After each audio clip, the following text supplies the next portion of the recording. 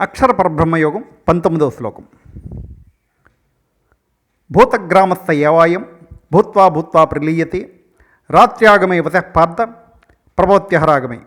మరోసారి, భూతగ్రామస్థ ఏవాయం భూత్వా భూత్వా ప్రలీయతే రాత్ర్యాగమే వశః పార్థ ప్రభోత్యహరాగమే.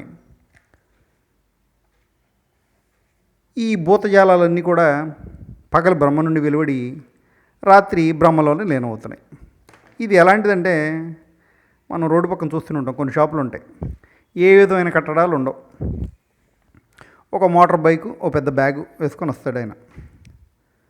ఆ bag open చేస్తే కొన్ని రకాల స్టాండ్లు, తీగలు ఇలాంటివే ఉంటాయి. అప్పటికప్పుడు 10 నిమిషాలు షాపు తయారైపోతుంది. దాంట్లో ఫ్యాన్ కూడా ఉంటుంది. దర్జాగా కూర్చుంటాడు. తను తెచ్చిన సామాన్లన్నీ అమ్మేస్తాడు. సాయంత్రానికి అమ్మంగా చీకటి పడుతుంటే గబగబా సరంజామంతా తీసేస్తాడు. మళ్ళీ ఆ బ్యాగ్లో తోసేస్తాడు. అక్కడ షాప్ ఉంది ఆ నానవాళ్ళు కూడా ఉండదు. అలాగే ఆ బ్యాగు బైక్ తీసుకుని అతను వెళ్ళిపోతాడు. మళ్ళీ రేపొద్దున 8 అవగానే బండి అవుతుంది. ఆ బ్యాగ్ తీస్తాడు. మళ్ళీ యథావిధిగా షాప్ ఓపెన్ చేస్తాడు.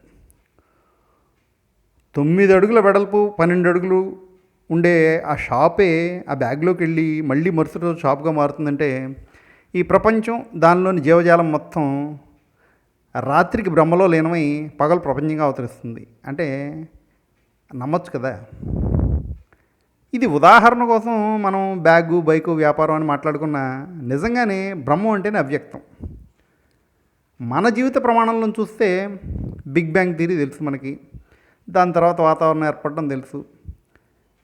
తర్వాత జీవజాలం ఏర్పడటం, నీరు ఏర్పడటం, రాక్షస బలులు పుట్టడం, మళ్ళీ అవన్నీ అంతరించిపోవడం, ఇవన్నీ మనకు తెలుసు. మామూలు కోతుల నుండి మానవుడు విడిపడటం, ఆంథ్రోపిథెకస్, రామాపిథెకస్ లాంటి ఆది మానవుడి గురించి కూడా మనకు తెలుసు. నాగరికత పెరగడం, నగరాలు ఏర్పడటం, రాజ్యాలు, దేశాలు ఏర్పడటం, పరస్పర దాడులు చేసుకోవడం, అవి ప్రపంచ యుద్ధాలకు దారితీయడం. ఈ యుద్ధాలు బాగా పెరిగితే కనుక అరణ్యాలు నాశనమయ్యి, ప్రకృతి నాశనమయ్యి, బాగా హాని జరిగి, వాతావరణం అంతా వేడెక్కి, రేడియేషన్ కూడా పెరిగిపోయి, భూగోళం అంతరించిపోయే పరిస్థితి కూడా రావడం. ఇదంతా మనకి సంబంధించి చాలా భయపడే విషయం, బాధపడే విషయం అయినప్పటికీ, అది బ్రహ్మగారికి సంబంధించి కేవలం పగలు అయిపోయినట్టు, రాత్రి మొదలైనట్టు మాత్రమే. మనం మనుషులు పంచభూతాలను వశం చేసుకున్నాం, దేవుళ్ళని విగ్రహాలుగా తయారు చేసుకున్నాం, భౌతికవాదాన్ని బలంగా నమ్మాం, వర్ణ వ్యవస్థని పెంచి పోషించుకున్నాం, మనమే దాన్ని బద్దలు కొట్టాలని ప్రయత్నిస్తున్నాం. నేను నా వంశం అని ఎంత బలంగా నమ్మామంటే, అది వేదమంత్రాలకు కూడా పాకింది. ఆచంద్ర తారార్కం వంశాభివృద్ధిరస్తు అనే ఆశీర్వచనం వింటూనే ఉన్నాం. దాన్ని సరిగ్గా గమనిస్తే సూర్యచంద్రుడు ఉన్నంత వరకే అని అర్థం ఉంటుంది. అంటే సూర్యచంద్రుడికి కూడా కాలం ఉంటుందన్నమాట. అవి కూడా అంతమవుతాయి అని దాని అర్థం.